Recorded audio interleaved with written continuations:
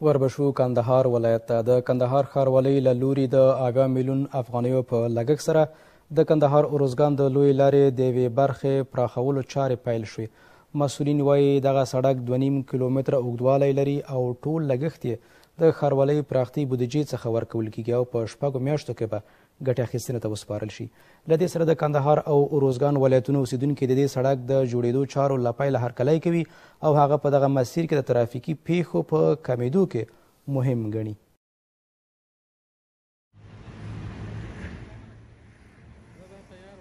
دغه سړک چې د کندهار ښار نهمه ناحیه کې موقعیت لري د دې ښار له مرکز سره د کندهار د شمالي ولسوالیو د نښلولو سربیره ارزګان هم له کندهار سره نښلوي او د تګ راتګ یوې ګڼې ګوڼو لارو څخه شمیرل کیږي.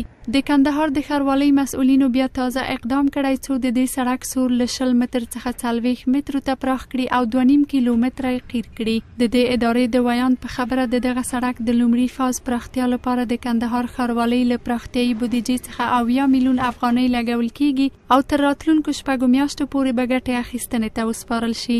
دا سړک چې د برېښنا کوټ تپله څخه تر کوتلین برچې پورې غځېدلی دی 7 کیلومتره اوږدوالی لري. په کندهار ښاروالۍ سږ کال دا د 2.5 کیلومتره په اندازه چې د برېښنا کوټ تپله څخه تر زړې تیرې هډې پورې رغوي. مخکې د دې سړک بر چې و هغه 10 متره و، خو تېر کال کندهار ښاروالۍ دا 15 متره یو طرف ته پراخه کړي، 15 متره بل طرف ته پراخه کړي چې 40 متره سو او سږ کال یې دا د اساسي رغولو چارې پیل شولې. د 6 میاشتو په موده کې به یاد سړک د 8 میلیون افغانۍ په لګښت سره ورغول شي.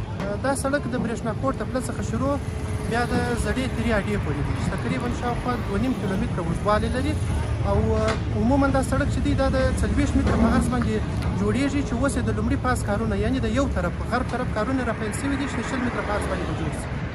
د خلکو څخه مو لومړۍ غوښتنه دا ده چې د پروژې په جریان کې زموږ سره همکاري وکړي تر څو پورې چې د پروژه د خنډ سره مخ نشي او تر څنګ یې کله چې پروژه جوړه شوله او بیا یې د خپل کور غوندې د دې ساتنه وکړي.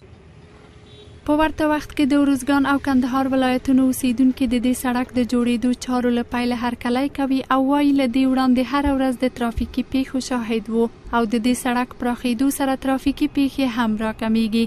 دوی پر روان کال کې د دې سړک د 2م فاز پر بشپړېدو هم ټینګار لري.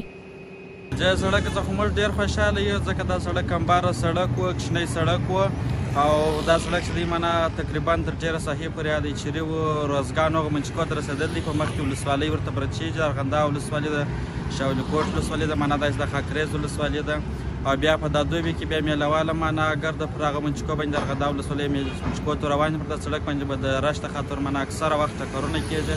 ولا دا سړک رغونه ډېره مهمه وه ځکه چې دا د کندهار هغه مهم ستراتیژیکي لاره ده چې د ارزګان ولایت نښلوونکې لاره ده او د کندهار شمالي ولسوالۍ هم د همدغې لارې څخه ګټه اخلي. د مسؤلینو په خبره دغه سړک 2.5 کیلومتره اوږدوالی لري چې د لومړي فاز د چارو له پای ته رسېدو وروسته به په راتلونکي کال کې د کندهار ښاروالۍ بودیجې څخه د 8 میلیون افغانیو په لګښت سره د 2م فاز د جوړېدو چارې هم پیل شي چې په بشپړېدو سره به په دغه مسیر کې د ترافیکي پیښو کچه راکمه او د هغو هیوادوالو ننګونې چې په دې لار تګ راتګ کوي هم لرې شي.